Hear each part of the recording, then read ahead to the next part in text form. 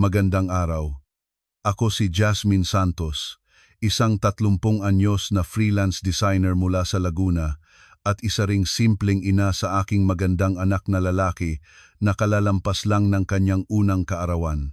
Ang dahilan kung bakit ako sumusulat ngayon ay dahil sa isang karanasang napakasahol, isang bagay na mahirap isiping magagawa ng isang tao na may matinong pag-iisip. Kahit ngayon, habang inaalala ko ito, kumakabog ang dibdib ko at nanginginig ang mga kamay ko. Pero bilang isang inang nagawang protektahan ang kanyang anak, naglakas loob akong ibahagi ang aking kwento ng may dignidad. Nangyari ito noong eksaktong 1 taon na kaming kasal ng asawa ko. Sa panahon ngayon, ang dami-daming mag-asawa sa paligid na nahihirapang magkaanak kahit gustuhin man nila. Kaya naman, may kaunting kaba sa dibdib ko na baka mangyari rin iyon sa amin. Pero tila ba sinuwerte kami dahil pagkatapos ng 1 taong pagsasama, biniyayaan kami ng isang anghel. Isang umaga, parang ordinaryong araw lang ang lahat. Pagkagising ko, naramdaman kong medyo mabigat ang katawan ko at tila nasusuka ako. Sa isip-isip ko, baka ito na. Kinuha ko ang pregnancy test kit na nakatago sa drawer ng banyo at sa isang iglap, malinaw na malinaw ang 2 guhit na lumitaw. Wala pang 1 minuto, habang tinititigan ng 2 linyang iyon, napatakip ako sa aking bibig at napaupo sa sahig ng banyo. Hindi ko alam kung gaano ako katagal na nakaupo roon. Pakiramdam ko ay sasabog ang puso ko sa sobrang saya at pagkamangha. Sa wakas, magkakaroon na rin ako ng sarili kong pamilya. Para bang napasa akin ang buong mundo. Nanginginig ang mga kamay kong tinawagan ang asawa ko. Bihira ko siyang tawagan sa oras ng trabaho dahil ayaw ko siyang maistorbo, pero ang balitang ito, hindi ko kayang ipagpaliban kahit 1 segundo. Pagkasagot niya ng telepono, sa tono pa lang ng boses ko, ay nag-aalala na siyang nagtanong kung ano ang nangyari. Humahagulhol kong ibinalita sa kanya na buntis ako. At sa kabilang linya, ramdam na ramdam ko ang nag-uumapaw niyang tuwa. Jasmine, totoo ba? Wow, grabe. Ang galing naman. Naku, ang galing-galing talaga ni Jasmine ko. Gusto na kitang takbuhin dyan ngayon din. Pero ang dami kong meeting, sorry talaga mahal. Uuwi ako ng maaga mamaya, may dala akong bulaklak at masarap na pagkain, promise. Nangingibabaw ang kagalakan sa boses ng asawa ko. Sa sandaling iyon, buong puso akong naniwala na kasintulad ko siyang sabik na sabik sa pagdating ng aming anak. Hindi ko na alam kung paano lumipas ang hapon na iyon. May mga sandaling hinahaplos ko ang aking tiyan at kinakausap ang mumunting buhay sa loob nito. May mga oras ding abala ako sa pagsisearch ng mga sapatos ng sanggol online, lumulunod sa matatamis na pangarap. Nang gabing iyon, mas maaga ngang umuwi ang asawa ko. Sa 2 kamay niya, bitbit niya ang isang bouquet ng mga rosas, ang paborito ko, at isang maliit na kahon ng cake. Hindi pa man niya natatanggal ng maayos ang kanyang sapatos. Tumakbo siya papasok sa sala at buong pananabik akong binuhat. Jasmine, ang galing mo. Hay, best ka talaga, wifey. Yung iba, taon ang binibilang para lang magkaanak, pero tayo, 1 taon lang, success agad. Pangako, magiging pinakamabuting ama ako. Tayong 3 ang magiging pinakamasayang pamilya sa buong mundo. Isinubsob niya ang kanyang ulo sa aking balikat at matagal na huminga ng malalim, tila balasing sa kaligayahan.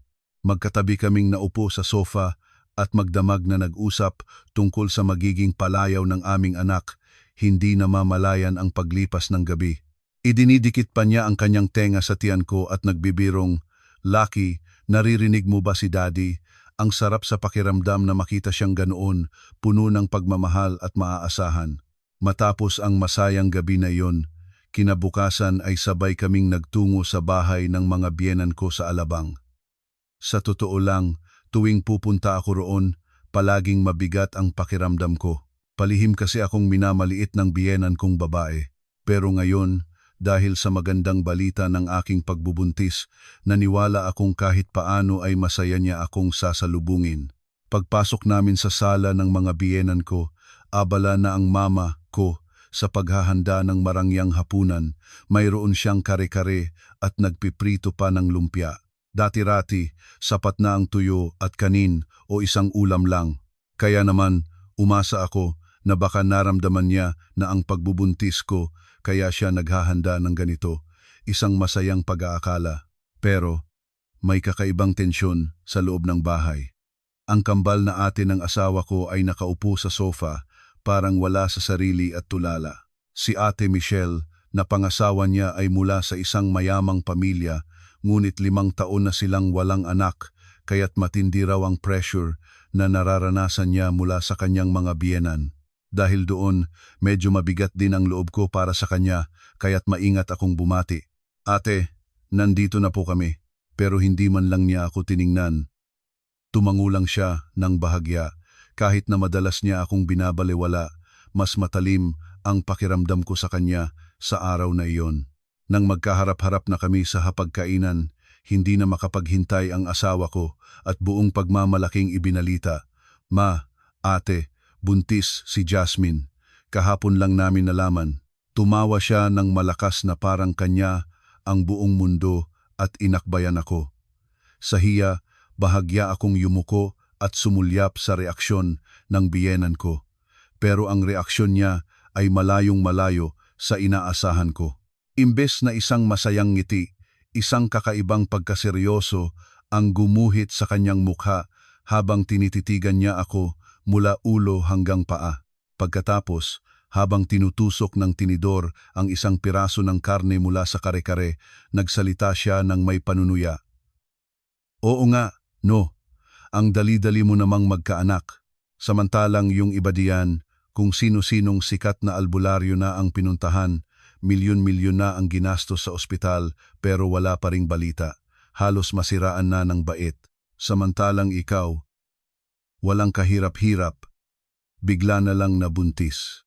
Imbes na batiin ako, pang-iinsulto pa ang una kong narinig. Napatulala ako sa kanya, hindi alam ang sasabihin. Nooy biglang ibinagsak ng Ate Michelle ko ang kanyang kutsara at tinidor sa mesa. "Ma, baliktad na nga ang sikmura ko at hindi ako makakain. Kailangan ko pa bang marinig yan ngayon? Hindi mo ba alam na parang gusto ko nang mamatay dahil wala man lang akong maipagmalaking anak? Ito pa, ipapamukha niyo pa sa akin. Ano to?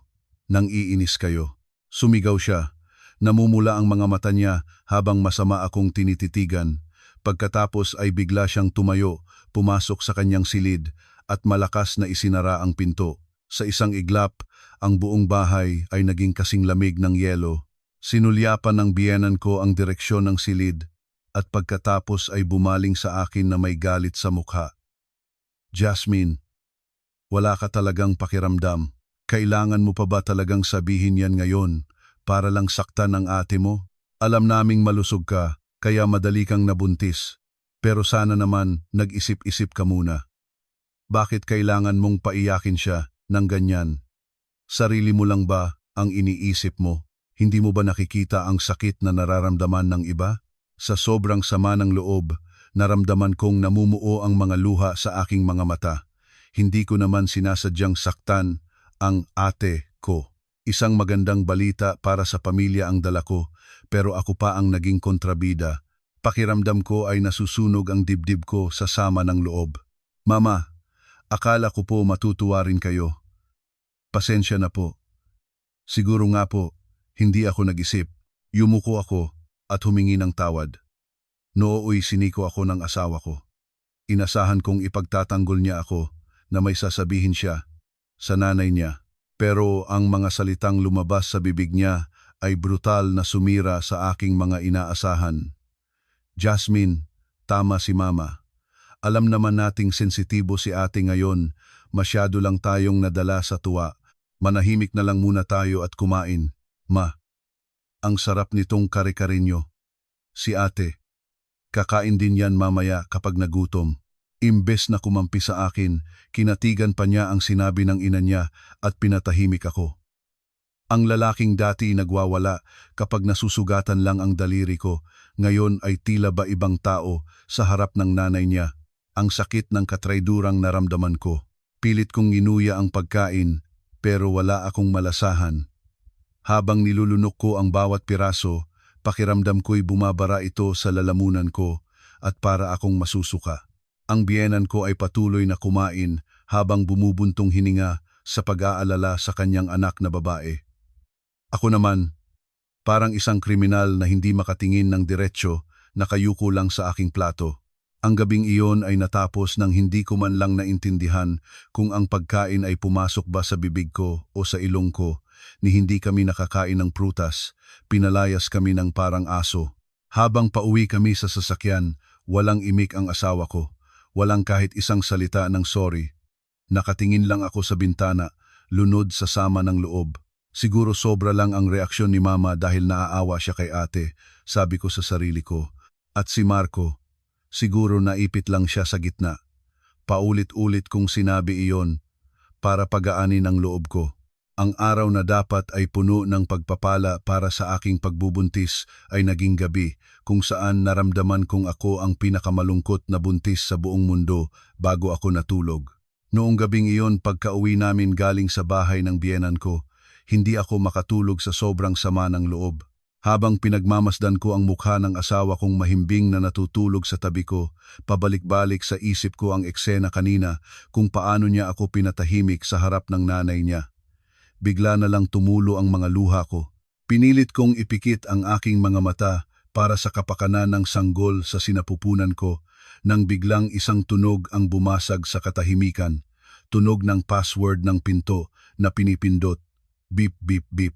Kasunod nito ang pagbukas ng pinto at naramdaman ko ang presensya ng isang taong pumasok sa sala. Sa ganitong oras ng madaling araw, iisang tao lang ang nakakaalam ng password ng bahay namin, ang biyenan ko. Nagulat ako. Dali-dali akong nagsuot ng roba at lumabas ng silid. At tama nga ako, nakaupo sa sofa ang biyenan ko. Ang mukha niya ay kasing lamig ng yelo. Nanginginig ang boses ko nang magtanong, "Mama, bakit po kayo naparito ng ganitong oras? Hindi man lang po kayo nagsabi, gigisingin ko po ba si Marco?" Pero iwinasiwas niya ang kanyang kamay at pinaupo ako sa tabi niya. Pagkatapos ay hinawakan niya ng mahigpit ang kamay ko. Ang lamig ng kamay niya ay nagdulot ng kilabot sa buong katawan ko. Matagal niya akong tinitigan sa mata bago siya nagsalita ng mga katagang hindi ko kailanman inakala. "Jasmine, buong gabi akong nag-isip at pumunta ako rito nang hindi alam ni Marco dahil may sasabihin ako sa'yo. Mahina ang loob ng anak ko, hindi niya to kayang sabihin, kaya ako na ang magsasabi para sa kanya. Bata ka pa naman at madali kang magbuntis. Kaya sana, kahit ngayon lang, magparaya ka para sa atin niya." Sa una, hindi ko naintindihan ang ibig niyang sabihin. Tulala lang akong nakatitig sa kanya. Magparaya? Ano ang ibig sabihin ng pagpaparaya? Hindi ko magawang unawain. Bago pa man ako makapagtanong, nagpatuloy siya sa mas nakakagimbal na mga salita. "Alam mo namang malapit ng palayasin ng biyenan niya si Michelle, hindi ba? Malapit na silang maghiwalay dahil hindi siya magkaanak, kaya ang planong ito, kapag ipinanganak mo ang sanggol, ililipat natin sa pangalan ni Michelle. Sabihin mo bukas sa asawa mo na pumunta kayo sa ospital at nakunan ka. Gawin nating hindi alam ni Marco ang tungkol dito. Tayong dalawa lang, bilang magbiyenan, ang mag-uusap at mag-aayos nito." Pakiramdam ko, ito yung sinasabi nilang nagblanko ang isip mo. Ang biyenan ko parang nag-aalok lang ng isang bagay sa palengke. Napakadali para sa kanya na sabihing isuko ko ang sarili kong anak. Nang makita niyang nanginginig lang ang mga labi ko sa sobrang gulat, kumuha siya ng isang makapal na brown envelope mula sa kanyang bag at inilapag ito sa mesa. Nandyan sa loob ang mga papeles na kailangan mong pirmahan. At ito, bayad pinsala sa'yo para sa iyong pag-unawa. Kaya tingnan mo, hindi ito libre. Di ba't hirap na ang pabrika ng tatay mo? Ang perang makakatulong doon ay nandyan na rin. Kaya huwag ka nang mag-isip ng iba at sundin mo na lang ang sinasabi ko. Pagkatapos sabihin iyon, tumayo siya at lumabas nang hindi man lang hinihintay ang sagot ko. Narinig ko ang pagsara ng pinto pero hindi ako makagalaw. Ang envelope na nakapatong sa mesa ay parang isang kahon ng lason. Kahit ang paghawak dito ay kinatatakutan ko. pero kailangan kong malaman. Nanginginig ang kamay kong kinuha ang envelope at tiningnan ang laman. Nang makita ko ang mga papel sa loob, napasubsob ako sa sahig, tinatakpan ang aking bibig. Nandoon ang birth certificate na nagsasaad na ang anak ko ay magiging legal na anak ni Ate Michelle pagkapanganak, kasama ang isang non-disclosure agreement. Pero hindi iyon ang pinaka-ikinagimbal ko. Isang maliit na piraso ng papel na nakakabit sa likod ng mga dokumento ang nagpaguho sa mundo ko. Nandoon, isang kasunduan na may sulat kamay at thumbmark ng asawa ko. Nakasaad sa kasunduan na lubos siyang sumasang-ayon sa plano at bilang kapalit, tatanggapin niya ang isang commercial building na pag-aari ng kanyang ina. Sinabi ng biyenan ko na si Marco ay mahina ang loob at dapat itago namin ito sa kanya, pero ang totoo, nakipagkasundo na pala siya sa ina niya na ipagbili ang sarili niyang anak. Noon ko lang naintindihan ang duwag na pag-uugali ng asawa ko kanina sa hapunan kung paano niya ako pinatahimik para pumanig sa ina niya. Parang bumaliktad ang sikmura ko. Ang lalaking pinagkatiwalaan at minahal ko, ang ama ng anak sa sinapupunan ko, ay ginawang kalakal ang sarili niyang anak para lang sa pera. Sa sandaling malaman ko iyon, pakiramdam ko'y mababaliw na ako. Kahit nakita ko na ang kasunduan na may malinaw na thumbmark ng asawa ko, sa simula ay ayaw ko pa ring maniwala. Baka naman pineke lang ito ng biyenan ko para paghiwalayin kami. Baka ginawa niya ito nang walang kaalam-alam si Marco. Pilit kong itinatanggi ang katotohanan. Hindi. Hindi ito magagawa sa akin ni Marco, sabi ko sa sarili ko. Napakabait niya sa akin.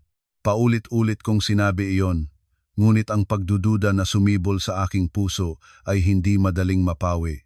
Kaya't nagpasya akong magpanggap na walang alam, o obserbahan ko ang kilos ni Marco at hahanap ako ng matibay na ebidensya para malaman ang buong katotohanan. Lumipas ang 2 araw na parang impyerno. Si Marco, ganoon pa rin. Nakangiti sa akin na may pinakamaamong ekspresyon. Pag-uwi galing trabaho, may dala siyang paborito kong merienda. Idinidikit pa rin niya ang tenga niya sa tiyan ko at nagbibirong, "Lucky, nandito na si Daddy." Sa tuwing dumadampi ang mapagpanggap niyang kamay, kinikilabutan ako at bumabaliktad ang sikmura ko, pero pinipilit kong ngumiti pabalik. Isang hapon, nagmamadaling umalis si Marco para kunin ang ilang dokumento, pero naiwan niya ang kanyang cellphone sa study table. Dati pa niyang sinasabi na dahil sa negosyo, lahat ng tawag niya ay automatic na nakarecord. Para akong sinapian, pumasok ako sa study at kinuha ang cellphone niya. Basang-basa ng pawis ang palad ko sa sobrang kaba, pero nanginginig kong hinalungkat ang listahan ng mga recorded calls. At doon, nakita ko ang call log nila ng biyenan ko. Pinindot ko ang play. Ang boses ng biyenan ko na dumaloy mula sa speaker ay mas matigas at mas matalas kaysa karaniwan. "Marco, napag-isipan mo na ba ang sinabi ko? Si Michelle, malapit na siyang palayasin. Kung papayag ka lang na ilipat sa pangalan niya ang anak ni Jasmine, ililipat ko agad sa pangalan mo yung building sa BGC gaya ng ipinangako ko. Yung mga utang mo sa 5-6, yung mga hindi mo nabayarang materyales. Di ba isang building lang, solve na lahat yan?" Kasunod ng boses ng kanyang ina, isang sandali ng katahimikan bago narinig ang boses ni Marco. Sa una, tila nag-aalangan pa siya, pero di nagtagal, sumagot siya sa isang boses na halos gumagapang sa pagiging sunod-sunuran. "Ma, paano kung mahalata ni Jasmine? Hindi biro yun. Masyado siyang matalino. Pero, sigurado po ba kayo na maililipat niyo sa pangalan ko ang building? Sigurado po ba? Kasi gipit na po talaga ako. Kung hindi, matatapos na ang lahat. Ang negosyo, lahat." Sa boses ni Marco, mas nangingibabaw ang pagnanasa sa pera kaysa sa anumang pagsisisi para sa kanyang anak. Sumagot agad ang biyenan ko na para bang kanina pa naghihintay. "Hay nako, si Jasmine. Pupuntahan ko siya mamayang madaling araw, tatakutin ko ng kaunti. Ang gawin mo lang ay sumakay ka sa akin. Pagkatapos, ipadala natin siya sa rest house natin sa probinsya. At tapos, ang problema, di ba? Yung lugar na yon, Isolated, walang makakaalam. Perpekto para itago siya hanggang manganak. At ang asawa ko, lalo pang nagdagdag sa plano. Sige po ma, si Jasmine, konting lambing ko lang doon, bibigay na yon. Walang magiging problema sa pagpapadala sa kanya sa Tanay. Pero ma, pakiasikaso na po lahat ng papeles ng maaga ha. Kakausapin ko ng maayos si Jasmine. Habang pinakikinggan ko ang usapan, hindi ako makapaniwala sa naririnig ko. Ang lalaking nangakong gagawin akong pinakamasayang babae sa mundo ay siya palang gumagamit sa anak namin bilang isang kasangkapan sa transaksyon at nagpaplanong itapon ako sa isang sulok ng probinsya. Inasahan kong kahit man lang mag-atubili siya sa demonyong alok ng ina niya, pero sa huli, pinili niyang ipagkanulo ang kanyang asawa at anak para mabayaran ang kanyang mga utang. Sa marinig ko ang duwag niyang boses, kumulo ang dugo ko. Ibinalik ko ang cellphone sa dati nitong lugar at lumabas ng study. Naupo ako sa sofa, nakatitig sa pader, pero wala man lang luhang tumulo. Isa lang ang nasa isip ko, paano ko sila pababagsakin sa pinakamasakit na paraan? Jas, naiwan ko pala cellphone ko. May nangyari ba? Maya-maya, bumukas muli ang pinto at pumasok si Marco na may mukhang walang kaalam-alam.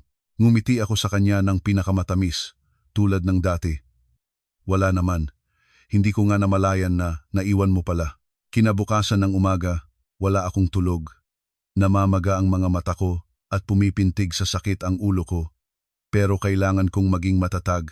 Kung bibigay ako, hindi ko mapoprotektahan ang anak sa sinapupunan ko, pati na rin ang tatay ko. Pumunta ako sa kusina para uminom ng isang basong tubig. Maya-maya, lumabas si Marco mula sa silid. Nagkukunwaring walang alam. Inakbayan niya ako at nagsalita sa malambing na tono, gaya ng dati. Jasmine, hindi ka ba nakatulog ng maayos? Bakit ganyan ang itsura mo? Yumuko ako at sumagot sa napakahinang boses. Mahal, kagabi, dumaan si Mama. May sinabi siyang hindi ko maintindihan. Gigisingin sana kita, pero sabi niya, huwag ko raw sasabihin sa'yo. Anong gagawin ko? Natatakot ako. Nanginig ang boses ko. Nagkunwari siyang nagulat at inupo ako sa sofa. Pagkatapos, hinawakan niya ang aking mga kamay at nagtanong na may seryosong ekspresyon. Anong sinabi ni Mama? Nang puling ni Putana. Anong nangyarit nanginginig ka ng ganyan? Isa-isa kong sinabi ang mga binitawang salita ng biyenan ko habang humahagulhol ako. Paano niya nasabing ibigay natin ang anak natin kay ate? Sabi niya, mahina raw ang loob mo, kaya siya na ang kumausap sa akin. Totoo ba yun? Tanong ko. Hindi agad sumagot si Marco. Matagal siyang bumuntong hininga. Pagkaraan ng ilang sandali, nagsimula siyang maglatag ng mga duwag at walang kwentang dahilan. Jas, sa totoo lang, narinig ko rin yan kay Mama at hindi ako nakatulog kagabi. Paano natin ibibigay ang anak natin sa iba? Nagalit din ako kay Mama. Pero, Jas, ang sitwasyon natin ngayon ay sobrang gipit. May utang ako na hindi ko nasabi sa'yo. Para makakuha ng malaking kontrata, umutang ako sa 5-6 at ngayon, araw-araw na nila akong pinupuntahan sa construction site, tinatakot. Kung magpapatuloy to, makukulong ako. Lumuhod pa siya sa harap ko, umaarting umiiyak. Alam kong lahat ng ito ay isang malaking palabas na pinagplanuhan nila ng ina niya, pero ang makita siyang ganito kaduwag sa harap ko ay talagang nakakadiri. Sinadya kong sumigaw ng mas malakas, hinahampas ang sahig ng sala. Kaya ipagbibili mo ang anak natin para pambayad sa utang mo? Tao ka pa ba? Paano mo nasasabi yan? Ikaw ang ama. Nang tumigil ako sa pagkain at maghapon na lang na nakahiga sa kama, sinimulan na ni Marco ang sunod niyang hakbang. Nagkunwari siyang may kausap sa telepono sa sala, sapat na malakas para marinig ko. Opo sir. Pakiusap po, bigyan niyo pa ako ng ilang araw, hahanap po ako ng paraan. Pakiusap po, wag na po kayong pumunta sa bahay. Umaarte siyang hinahabol ng mga umuutang sa kanya, nang gugulo hanggang sa labas ng pinto ng aming silid. Pagkatapos, papasok siya, hahawakan ang kamay ko at magmamakaawa. Jasmine, Parang awa mo na. Iligtas mo ako. Kung susundin mo lang ang gusto ni Mama, ipapangalan daw niya agad sa akin yung building. Sa perang yun, mababayaran natin ang utang at makakapagsimula tayong muli. At si ate, malapit na silang maghiwalay. Kung mapupunta sa kanya ang anak natin, lalaki siyang mayaman at komportable. Baka para na rin sa kapakanan ng anak natin, ito na ang tamang desisyon. Ang pagbebenta sa sarili mong anak para pambayad utang ay para sa kapakanan ng bata? Kinilabutan ako sa baluktot niyang lohika. Gusto ko siyang duraan sa mukha at tumakbo palabas ng bahay, pero kailangan kong magpigil. Kung tatanggi ako ngayon, hindi ko alam kung ano pang mas masahol na bagay ang kaya nilang gawin. Para protektahan ang sanggol sa aking sinapupunan, nagpasya akong magpanggap na susunod sa gusto nila para magkaroon ako ng oras. Pero hindi ako agad pumayag. Sa ugali ko, kung basta-basta ko na lang tatanggapin ang ganitong kabaliwan, siguradong magdududa si Marco. Ilang araw akong tubig lang ang iniinom, lahat ng pagkaing dinadala niya ay itinatapon ko. Nagkunwari akong wala sa sarili, nakatitig lang sa dingding, at kapag nakikita ko siya, sumisigaw ako at nagwawala. Siguradong tuwang-tuwa si Marco habang pinapanood niya akong unti-unting bumibigay.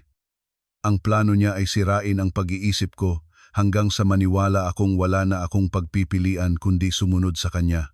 Pero sa tuwing naririnig kong umalis siya, palihim akong kumakain ng nakatagong soy milk at mani para alagaan ang sanggol sa tiyan ko. Anak, pasensya na. Poprotektahan ka ni Mama. Konting tiis na lang. Habang kinakausap ko ang sarili, mas lalo akong nagiging determinado. Habang nakahiga ako sa kama, pinakikinggan at itinatala ko sa isip ang bawat salita. Inaalala kung hanggang saan aabot ang kasakiman ni Marco at ang kalupitan ng kanyang ina. Ilang araw ang lumipas. Sa wakas, tinawag ko si Marco at nagsalita sa isang napakahinang boses. Mahal, nakapagdesisyon na ako. Gagawin ko ang sinasabi mo, pero ipangako mo, bibigyan mo ako ng magandang buhay. Ang kislap sa mga mata ni Marco nang marinig niya ang mga salitang iyon ay hindi ko malilimutan habang buhay. Iyon ang pinakaduwag na itsura ng ginhawa na nakita ko. Kahit sinabi kong pumapayag na ako kay Marco, sa loob ng isang linggo, hindi ko pa rin pinirmahan ang mga nakakadiring dokumento na ipinadala ng biyenan ko. Sa tuwing hahawakan ko ang ballpen, magkukunwari akong nanginginig, na bigla na lang nagwawala at ibinabato ang mga papeles sa sahig. Si Marco, na nasa tabi ko, ay nagpapanik. Jasmine, ano ba? Mamamatay tayong lahat nito. Pakiusap, pirmahan mo na. Pilit niya sa akin, pero sinadya ko talagang patagalin ang oras. Dahil patuloy akong tumatanggi. Sa huli, ang walang pasensyang biyenan ko na mismo ang nagpatawag sa akin. Ang mukha niya nang magkaharap kami ay parang isang ahas na handang manuklaw. Pinaupo niya ako at inilatag sa mesa ang isang makapal na tumpok ng mga dokumento. Hindi ka pa raw pumipirma. Mukhang hindi mo pa naiintindihan ang sitwasyon, kaya tingnan mo, to. Ang mga salitang lumabas sa bibig niya ay isang matinding dagok. Iyan ang mga papeles ng utang at kolateral ng pabrika ng tatay mo. Nang tingnan ko ang mga dokumento, halos manlumo ako. Nandoon ang talaan ng lahat ng utang ng tatay ko para sa pagpapalaki ng pabrika, kasama na ang mga nautang niya sa mga 5,006 at iba pang pating. Lahat ay nakadetalye. Nang makita ng biyenan ko ang gulat sa aking mukha, isang malisyosong ngiti ang sumilay sa kanyang mga labi habang idinidiin ang kanyang punto. Hindi mo alam. No, ang tatay mo, kung saan-saan na yan nagmamakaawa para lang maisalba ang pabrika niya. Pinuntahan na ng mga tao ko ang lahat ng pinagkakautangan niya. Ako na ang may hawak ng lahat ng utang niya ngayon. Kapag tumanggi ka sa gusto ko, bukas na bukas din, isasampa ko to sa korte. Gagawin kong bangkarote ang tatay mo at kukumpiskahin ko ang pabrika. Pakiramdam ko ay umikot ang paningin ko. Hindi ko inakalang gagamitin niya ang utang ng asawa ko at pati na rin ang buhay ng sarili kong ama para lang makuha ang gusto niya. Mama, paano niyo po nagagawa sa akin to? kumpare po ng yumaong asawa ninyo si Papa. Noong ikinasal kami, kayo pa ang isa sa pinakamasaya para sa amin. Humahagulhol kong sigaw, pero tumawa lang siya nang mapakla at mas idiniin pa sa harap ko ang mga papeles. Walang libre sa mundong ito, Jasmine.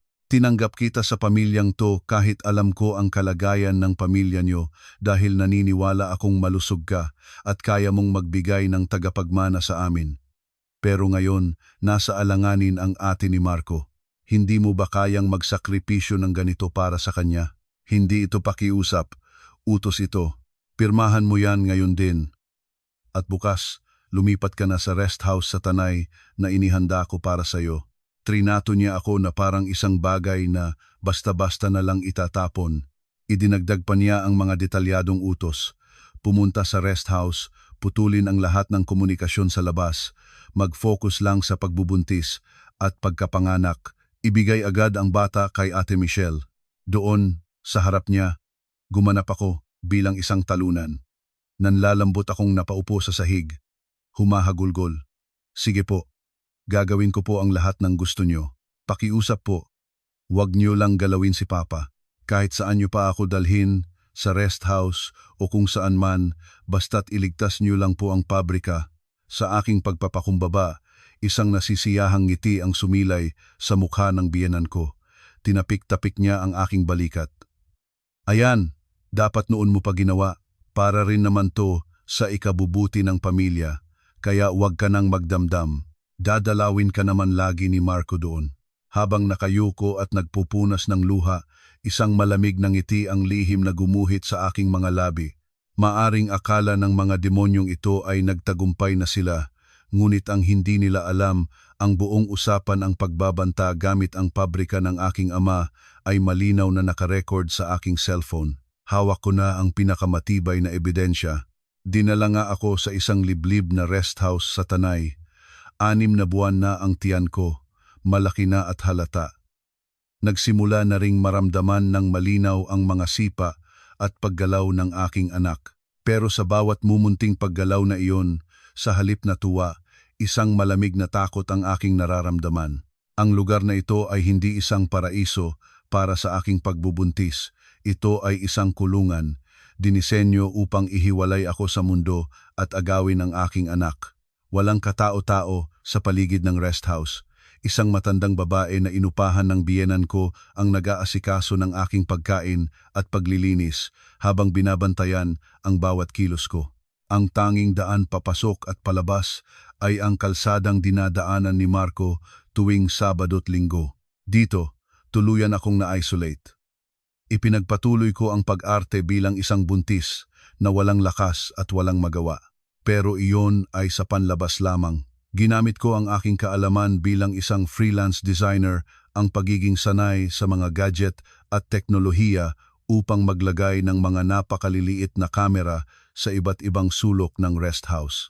Ang layunin ko, itala ang bawat kasuklam-suklam na salita at kilos nila nang walang anumang makakaligtas. Ang pinakanakakakilabot sa lahat ay ang lingguhang pagbisita ni Ate Michelle. Pagkapasok pa lang niya sa rest house, wala man lang bati, diretso siyang lalapit sa akin. At pagkatapos, gamit ang malamig niyang kamay, hahaplusin niya ang aking tiyan na may kakaibang ngiti. Hello, Lucky. Nararamdaman mo ba ang hipo ni tita? Konting tiis na lang, anak. Malapit na si tita na maging tunay mong mami. Papalakihin ka ni tita na pinakamayaman sa buong mundo.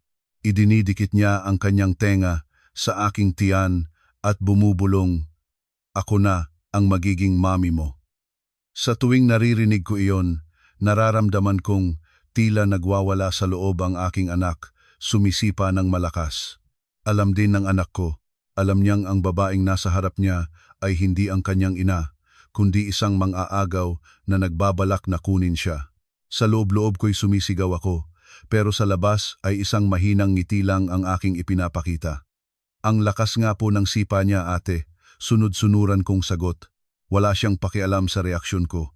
Ang tanging mahalaga sa kanya ay ang sanggol sa sinapupunan ko na tila ba pag-aari na niya. Lahat ng mga kakatwa at sakim na eksenang iyon ay maingat kong iniimbak sa aking cellphone. Si Marco naman, dumadalaw tuwing ikalawang linggo. Sa panlabas, nagdadala siya ng mga prutas at bitamina, nagkukunwaring inaalagaan ang kalusugan ko. Jasmine, konting tiis na lang. Pagkapanganak mo, pangako, magiging masaya na tayo, sabi niya habang hinahaplos ang buhok ko. Isang gabi, narinig ko mula sa nakatagong mikropono ang pag-uusap ni Marco at ng kanyang ina sa sala. Ma, kailan po matatapos yung transfer ng titulo? Yung building na sinasabi nyo, sigurado po bang maililipat sa pangalan ko bago manganak si Jasmine? Yung mga Lime 6 medium hanggang sa tapat na ng opisina ko nag-aabang, araw-araw, parang pinapatuyo ang dugo ko. Ma, sa boses ni Marco, wala kang maririnig na pag-aalala para sa asawa o sa anak. Ang tanging laman ng isip niya ay kung kailan maililipat ang titulo ng building at kung kailan siya uupo sa trono ng kayamanan. Hindi ko narinig ang sagot ng biyenan ko, pero narinig ko ang balisang pagpapatuloy ni Marco. Naku, ma, wag po kayong mag-alala. Yang si Jasmine, hindi niya alam ang daan palabas dito. Kapag dumadalaw ako at nilalambing, wala siyang anumang hinala. Pagkapanganak niya, diretso na nating ibibigay kay ate. Nakaayos na lahat ng papeles. Basta ma, siguraduhin niyo lang po, yung building. Habang pinapanood ko ang halimaw na handang isakripisyo ang sarili niyang asawa at anak para sa pera, nagngangalit ang mga ipin ko sa dilim. Nang papalapit na ako sa 8 buwan ng pagbubuntis, ang aking tiyan ay sobrang bigat na at hirap na akong huminga. Kahit ilang hakbang lang sa hardin ng rest house, namamaga agad ang mga binti ko at kailangan kong umupo para magpahinga. Pero ang isip ko, mas matalas kaysa dati. Araw-araw kong tinitiyak ang mga kamera at recording device na ikinalat ko, maingat na inihahanda ang aking paghihiganti. At sa wakas, dumating si Marco sa rest house, dala ang pinakahihintay kong dokumento. Isang araw iyon na malakas ang hangin. Pagkababa pa lang niya ng sasakyan, sumisigaw siyang tumakbo palapit sa akin sa hardin. Dati, nagkukunwari pa siyang nag-aalala sa kalusugan ko, pero sa araw na iyon, wala siyang pakialam sa kalagayan ko. Kinuha niya mula sa loob ng kanyang damit ang isang tumpok ng papel at iwinagayway sa harap ng aking mukha. Jasmine, sa wakas, nakuha na natin, nailipat na ang pangalan.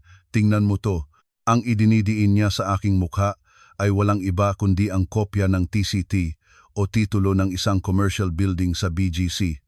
Sa linya para sa may-ari, malinaw na nakasulat ang pangalan niya, Marco de Vera. Hindi niya mapigilan ang kanyang saya. Umikot-ikot siya sa hardin na parang isang baliw, tumatawa ng malakas. Ligtas na ako. Isang building na to. Sapat na para bayaran lahat ng utang ko at mabuhay ng marangya habang buhay. Tinupad talaga ni Mama ang pangako niya. Jasmine, masaya ka rin. Di ba? Hindi na natin po problemahin ang pera. Ang mga salitang lumabas sa bibig niya ang siyang pinakahihintay kong ebidensya ng human trafficking. Mismong bibig niya ang umamin na bilang kapalit ng pagbibigay ng kanyang anak sa kapatid niya, nakatanggap siya ng isang building. Napakalinaw ng kanyang pag-amin. Nanginginig kong kinuha ang mga papeles na inaabot niya habang maingat kong iniaayos ang anggulo ng aking katawan. Tiniyak kong ang button camera na nakakubli sa butones ng aking duster ay direktang nakatutok sa mga detalye ng titulo at sa mukha ni Marco. Mahal. So, atin na talaga itong building? Sigurado ka bang binigay ito ni Mama bilang kapalit ng pagbibigay natin ng anak natin kay ate? Sinadya kong magtanong para makakuha ng mas malinaw na sagot. Walang anumang pagdududa, niyakap niya ako ng mahigpit. Oo naman. Magkano ang market value? Yan, sa tingin mo ibibigay lang ni Mama, yun ng libre. Si Ate Michelle, malapit ng palayasin. Ang anak natin ang solusyon sa lahat. Siya, masaya dahil may anak na siya. Tayo, masaya dahil may building tayo. Diba, yan ang tinatawag na win-win situation. Jasmine, huwag ka nang mag-isip ng iba. Pagkapanganak mo, aayusin na agad ang papeles, kaya maghanda ka. Bulag sa ideya ng pagkakaroon ng building, tila hindi na alam ni Marco kung ano ang mga pinagsasabi niya. Ang pagtawag sa kasuklam-suklam na transaksyon bilang win-win situation habang may ngiti sa labi ay nagdulot ng matinding pagkasuklam sa akin. Kinagat ko ang aking labi para pigilan ang pagsusuka. Buong hapon siyang nakaupo sa hardin, nagpaplano para sa building, abala sa kanyang sariling mundo. Yung renta pa lang sa cafe sa ground floor, magkano na yun kada buwan? Bulong niya sa sarili habang nagkakalkula. Ang imahe niya ay hindi na ang lalaking minahal ko, kundi isang halimaw na nababaliw sa pera. Naupo ako sa tabi niya. Nagkukunwaring naggansilyo para sa sanggol, habang real-time kung sinusubaybayan ang mga video na naitatala sa aking cellphone.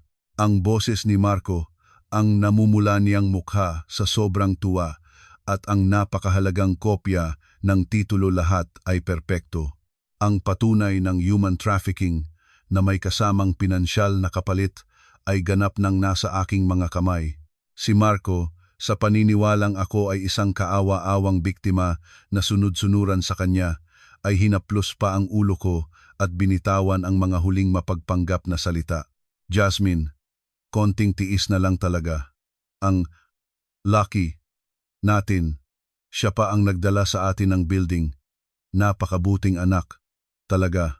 Nang makaalis si Marco, naiwan akong mag-isa sa hardin, dinadama ang malamig na hangin. Lahat ng baraha ay nasa kamay ko na. Ang ebidensya ng katrayduran ni Marco, ang pananakot ng biyenan ko, ang kakatwang obsesyon ni Ate Michelle, at ngayon, ang pinakamatibay na patunay ng human trafficking. Isa na lang ang natitira, ang perpektong paglalantad sa kanilang lahat kasabay ng aking panganganak. Hinaplos ko ang aking tiyan at nangako sa aking anak. Anak, konting hintay na lang. Ipapakita ni Mama sa'yo kung paano tatapusin ang palabas na ito. 2 linggo na lang bago ang aking due date. Ang tiyan ko ay sobrang laki at hirap na akong huminga. Madalas ay nakaupo na lang ako sa sofa, nakatanaw sa bintana, pero sa kabila ng pisikal na paghihirap, ang isip ko ay mas abala kaysa dati. Alam kong ang pamilya ng asawa ko ay naghahanda na para sa kanilang huling hakbang, at ganoon din ako. At tama nga ang hinala ko, nagpadala ng tao ang biyenan ko sa rest house para ipaimpake ang mga gamit ko. Ang lugar na dapat kong puntahan ay hindi ang ospital na una kong pinagbukan. Ito ay isang liblib na maternity clinic sa isang probinsyang wala akong kakilala, isang lugar na kontrolado ng biyenan ko. Si Marco ay tumawag, nagkukunwaring malambing ang boses para pakalmahin ako. Jasmine, yung may-ari ng klinik na yon, matalik na kaibigan ni Mama. Kahit nasa probinsya, first class ang facilities at higit sa lahat, strikto ang security. Walang basta-basta makakapasok. Perfect para sa iyo para tapusin ang pagbubuntis mo at manganak ng payapa. Kaya, huwag ka nang mag-alala, ha? Ang dahilan kung bakit nila ako dadalhin doon ay iisa lang, para irehistro ako sa ibang pangalan o kaya'y gawin akong isang ghost patient na walang anumang record para madali nilang maagaw ang bata pagkapanganak. Ito ang huling yugto ng kanilang kasuklam-suklam na plano na gawing anak ni Ate Michelle, ang anak ko. Pero sa halip na basta na lang magpatangay, ipinatawag ko sina Marco at ang kanyang ina sa sala ng rest house. Sinabi kong may huli akong mahalagang sasabihin at kung hindi nila ako pakikinggan, hindi ako aalis kahit isang hakbang. Dahil nailipat na ang titulo ng building at akala nila'y tapos na ang lahat, pumasok sila sa rest house na mayabang at kampante. Umupo ang biyenan ko sa sofa, ibinaba ang tasa ng tsaa at nag-utos. "Oh Jasmine, anong sasabihin mo? Bukas, ng madaling araw ang alis natin, kaya bilisan mo. Huwag mo nang sayangin ang oras. Kailangan mong sumunod ng maayos para tahimik din ang sitwasyon ng pabrika ng tatay mo. Naiintindihan mo?" Walang imik. Kinuha ko ang remote control at binuksan ang malaking TV screen na nakasabit sa dingding. Sa pagbukas nito, ang unang lumabas ay ang video ni Marco sa hardin. Iwinawagayway ang titulo ng building habang tumatawang parang baliw. Tinupad talaga ni Mama ang pangako niya. Isang building na to, sapat na para bayaran lahat ng utang ko at mabuhay ng marangya habang buhay. Ang duwag na boses ni Marco ay umalingaw-ngaw sa buong sala. Agad na namutla ang mukha niya. Ang biyenan ko naman ay napanganga. Hindi maalis ang tingin sa screen. Pero simula pa lang iyon. Sunod na lumabas ang nakakakilabot na video ni Ate Michelle habang hinahaplos ang tiyan ko at bumubulong ng "Ako na ang magiging mami mo." Pagkatapos, ang mga audio recording ng pag-uusap nila ni Marco, detalyadong pinaplano kung paano ako ikukulong sa rest house at ipagbibili ang aking anak. Lahat ay nakaayos ayon sa petsa. At nang marinig ang malinaw na boses ng biyenan ko habang tinatakot ako gamit ang mga dokumento ng pabrika ng aking ama, isang nakabibinging katahimikan ang bumalot sa sala. Tiningnan ko sila ng malamig at dahan-dahang nagsalita. "Mama, at ikaw, Marco, akala niyo ba nagpapaka-inosente lang ako dito sa rest house habang tinatrato niyo ang anak ko na parang isang bagay na ipinagbibili, nire-record ko lahat ng ginawa niyo. Lahat-lahat, walang labis, walang kulang. Ang mga video na to, ang mga audio recording, at ang mga papeles na kayo mismo ang pumirma. Gusto niyo bang dalhin ko to lahat sa presinto ngayon din?" Nanginginig na tumakbo si Marco para agawin ang remote control. Pero huli na ang lahat. Naipadala ko na ang lahat ng ebidensya sa aking abogado. "Itigil mo yan. Anong ginagawa mo? Nababaliw ka na ba? Ginawa lang natin to para sa ikabubuti ng pamilya, tapos ngayon magre-rebelde ka?"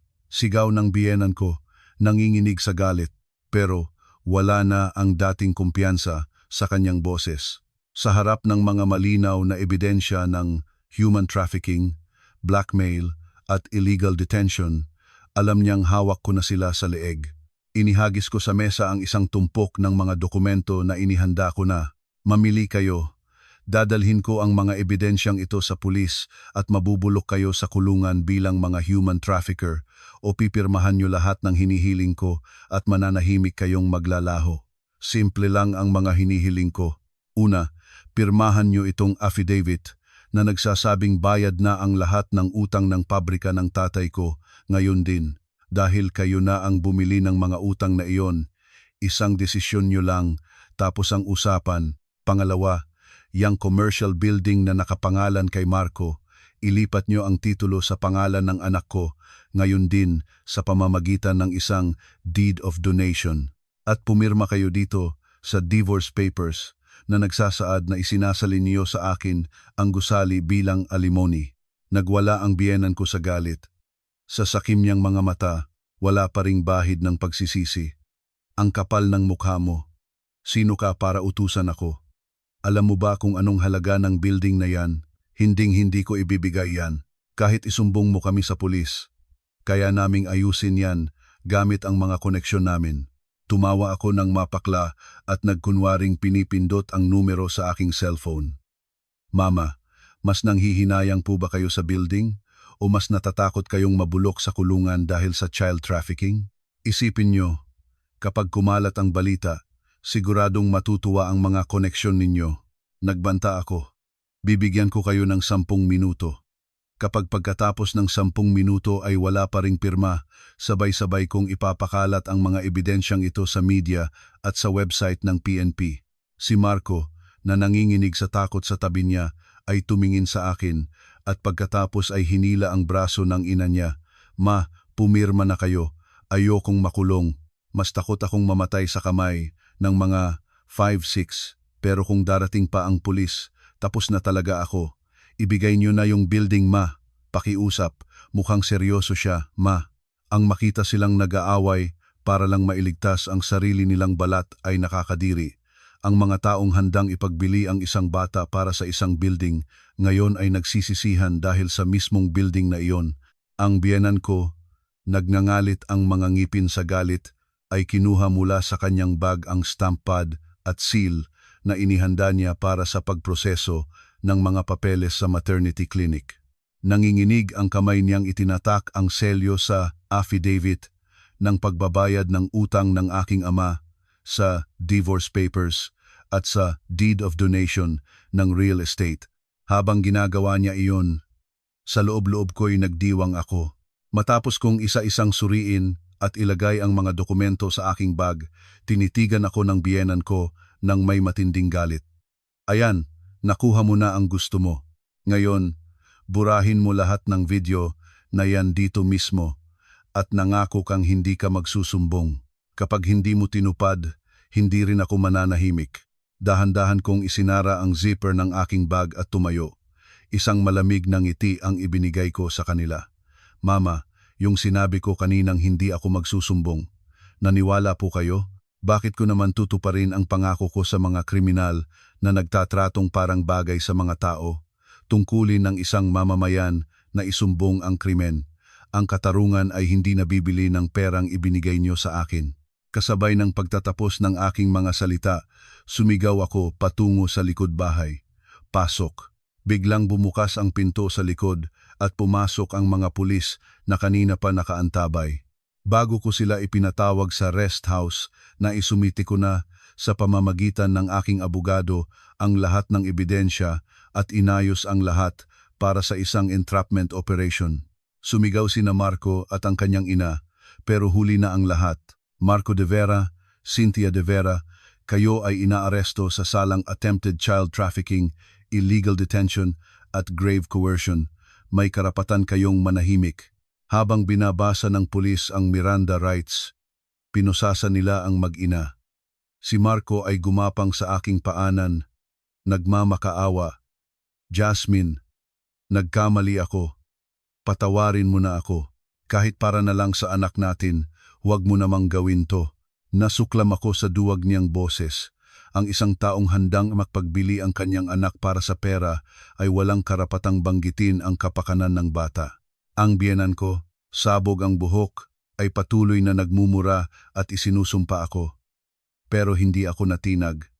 Pinanood ko sila hanggang sa tuluyan silang mailabas ng bahay.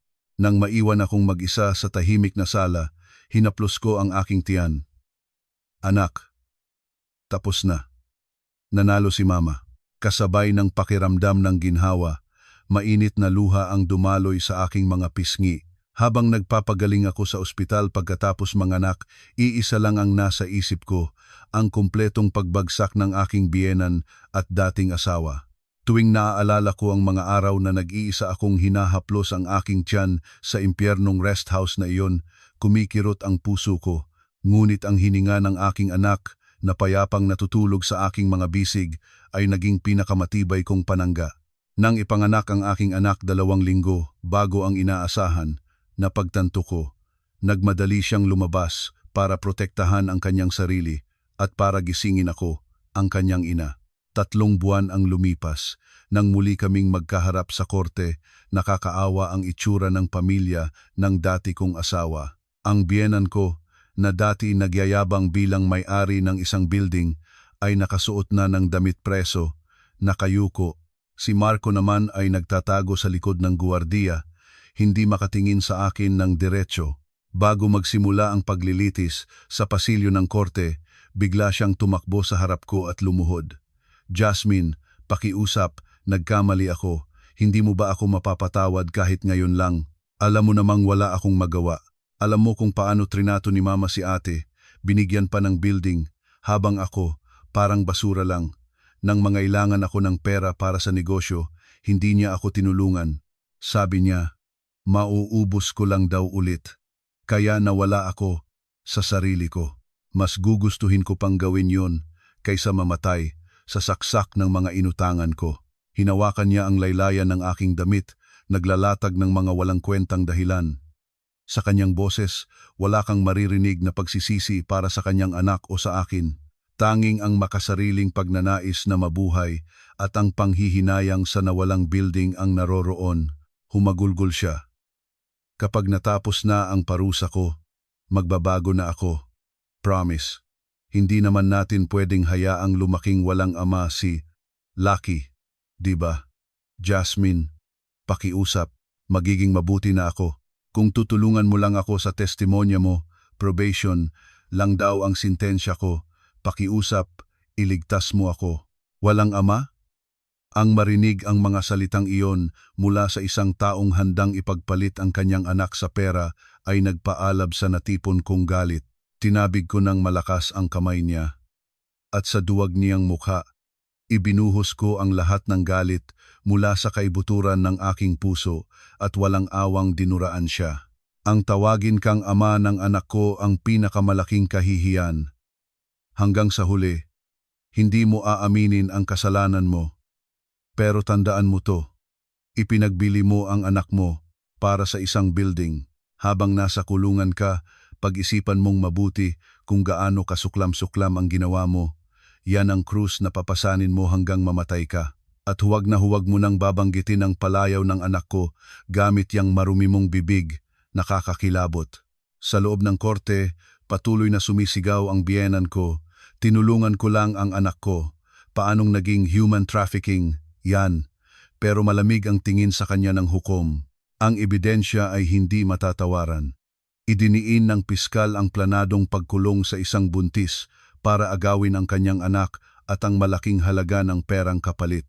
Sa huli, hinatulan ng korte ang mag-ina na may sala sa attempted child trafficking, illegal detention at grave coercion at sinentensyahan sila ng pagkakakulong. Habang binabasa ang hatol, nakatulala lang ang biyenan ko. Si Marco naman ay napaupo sa sahig at humagulgol nang marinig ang sentensya. Habang kinakaladkad sila palabas ng mga guwardiya, nakaposas, naramdaman kong tila nabunutan ako ng isang malaking tinik sa dibdib. Paglabas ko ng gusali ng korte, isang napakaliwanag at asul na langit ang sumalubong sa akin. Naramdaman ko ang bigat ng mga divorce papers at affidavit sa loob ng aking bag. Sa sandaling iyon, hindi na ako asawa ni Marco de Vera o manugang ni Cynthia de Vera. Ito ang simula ng aking buhay bilang si Jasmine Santos. Huminga ako ng malalim at sumakay sa kotse. Pinaharurot ko ito pauwi, patungo sa aking anak na mas mahalaga pa sa sarili kong buhay. 1 taon na ang lumipas. Noong mga panahong ito, noong 1 taon, nakakulong ako sa isang rest house. Pinapanood ang biyenan ko at ang aking asawa na nagpaplanong kunin ang aking anak. Noon, halos hindi ako makatulog, umiiyak araw-araw habang nangongolekta ng ebidensya para pabagsakin sila. Ngunit ngayon, ang realidad ay malayong malayo na. Nakatira na ako ngayon sa bahay ng aking mga magulang. Sa tabi ko, ang aking anak na si Ethan, nakalalampas lang ng kanyang unang kaarawan at nagsisimula ng maglakad. Habang pinapanood ko siyang naglalakad-lakad sa damuhan, doon ko lang tuluyang naramdaman na tapos na nga ang lahat ng pinagdaanan ko. Ethan, halika rito. Dahan-dahan lang sa paglakad, iunat ko ang aking mga kamay at tumawa siya ng malakas. Para protektahan ang batang ito, hinarap ko ang pinakamabigat na laban sa aking buhay. Nang ang lalaking tinawag kong asawa ay handang ipagbili ang kanyang anak para sa isang building, nilunok ko ang sakit ng katrayduran at malamig na itinala ang kanilang mga kasalanan. Sa tuwing nararamdaman ko ang bigat ng batang ito sa aking mga bisig, mas lalo akong nakukumbinsi na ang hindi pagsuko at pagtayo ng matatag ang pinakamagandang desisyon na ginawa ko sa buong buhay ko. Jasmine, nandito na ako. Tulog pa ba si Ethan? Bumukas ang gate at pumasok si Papa galing trabaho. Noong nakaraang taon, nang gamitin ng biyenan ko ang mga utang ng pabrika para takutin ako, halos gumuho ang mundo ni Papa. Ngunit dahil sa affidavit na nakuha ko, unti-unting nakabangon ang pabrika. Ngayon, tuwing uuwi si Papa, may dala siyang mga laruan at damit para sa kanyang apo. Ang makita siyang masayang-masaya habang karga ang bata ay nagpapaalala sa akin kung gaano kahalaga ang kapayapaang muli naming natamo. Pagkatapos maghapunan at patulugin ang bata, umupo ako sa aking desk para ayusin ang mga sulat. Halos linggo-linggo, may dumarating na sulat mula sa kulungan galing sa dati kong asawa. Noong una, habang isinasampa ang kaso, binabasa ko pa ang mga sulat. Punong-puno iyon ng mga walang kwentang dahilan at pagmamakaawa tulad ng, Jasmine, nagkamali talaga ako. Wala ako sa sarili dahil sa mga utang. Pwede mo ba akong dalawin kahit 1 beses lang? Pero ngayon, hindi ko na binubuksan ang mga sobre. Kapag nakita ko kung kanino galing, idinidiretso ko na agad ito sa paper shredder sa tabi ng aking desk. Ang tunog ng makinang pumuputol sa papel ay nagdudulot ng kakaibang ginhawa. Kung nagsisisi ba siya sa loob ng kulungan o nagkukunwari lang para mabawasan ang kanyang sentensya, wala na akong pakialam. Sa sandaling ipinagpalit niya ang aking anak sa isang building, para sa akin, patay na siya. Ang nararamdaman ko para sa kanya ay hindi na galit, kundi isang ganap na kawalang pakialam. Ang balita tungkol sa dati kong biyenan ay naririnig ko rin paminsan-minsan mula sa aking abogado. Sa loob daw ng kulungan, palagi siyang nakikipag-away sa ibang mga preso, kaya't madalas siyang nasa isolation. Ang dati kong hipag, ang kapatid ni Marco, ay nadamay din sa kaso ng child trafficking, kaya't pinalayas siya ng kanyang asawa. Ibinenta raw niya ang lahat ng kanyang mga luxury bag at sasakyan at nabubuhay sa kahirapan. Tinalikuran ko ang lahat ng balitang iyon at binuksan ang bintana. Ang malamig na hangin ng gabi ay pumasok sa silid, tila nililinis ang aking isipan. Kung saan man sila at kung anuman ang kanilang pinagdadaanan, wala na iyong kinalaman sa buhay ko. Iwinaksi ko ang mga iniisip na iyon at muling tiningnan ang natutulog na mukha ng aking anak. Ngayon, nasa tabi ko ang anak na dapat kong protektahan. Dahil sa monthly rental income mula sa building na nakuha ko, hindi kami maghihirap. Nagsimula na rin akong muling magtrabaho bilang isang freelance designer at kaya ko nang palakihin ang aking anak sa sarili kong pagsisikap. Ang pinakamalupit na paghihiganti sa mga taong gustong ipagbili ang aking anak ay hindi natapos sa pagpapakulong sa kanila. Ang ipakita sa kanila na kahit wala sila, nabubuhay ako ng may dignidad, masaya at mapayapa. Kasama ang aking anak iyon ang tunay na paghihiganti na magpapahirap sa kanila. Hinaplos ko ang buhok ng aking natutulog na anak at nangako sa sarili.